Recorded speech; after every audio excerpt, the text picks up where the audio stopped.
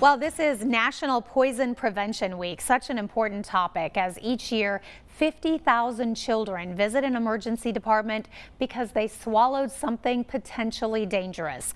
Joining us this morning with some important safety information is Jim Thigpen, Associate Professor of Bill Gatton College of Pharmacy. And Jim, great to have you on Daytime. Important information today. Yeah, thanks. It's good to be here. And you were telling me you are specifically kind of pediatric, so this is sort of your world. Yes, it is. You know what really kind of made me think more about this recently was we have a nearly year-old grandson, and we're trying to poison-proof our home.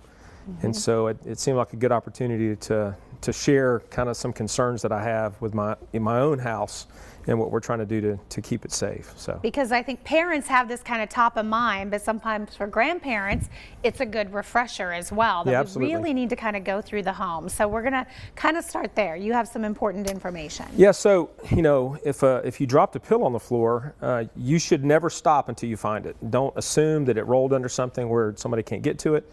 One of the biggest tragedies is when a child visits a home of a grandparent or another relative and gets into something that the parents weren't expecting. They didn't put away, they didn't lock it up.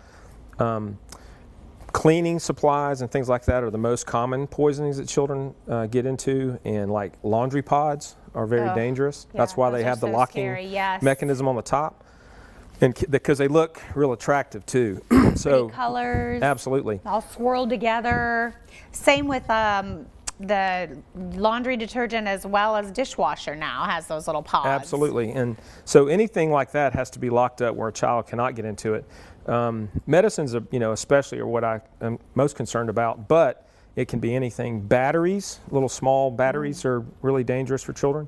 Duracell actually puts a very bitter coating on their batteries, so if a child puts one in their mouth, they'll spit it back out again. But that's a danger. So medicines, though, are really concerning because analgesics, pain medicines, are the most dangerous things to have in your house because that can be very dangerous with one dose. But there's a list of medications that can cause a fatality with one single pill. And so you have to be really cautious about drugs for high blood pressure and heart rhythms, and drugs for depression and things like that are very, very dangerous. So they really need to be put in a very safe place, locked in a high cabinet, or you can purchase a lock box anywhere on Amazon, any of the major retailers, and you can keep your medicines locked away. And that's the safest thing to do, is to keep them locked away. Yeah, because some of these, Jim, that I was looking at are very, very common prescription medicines that a lot of people are on. Yeah, absolutely.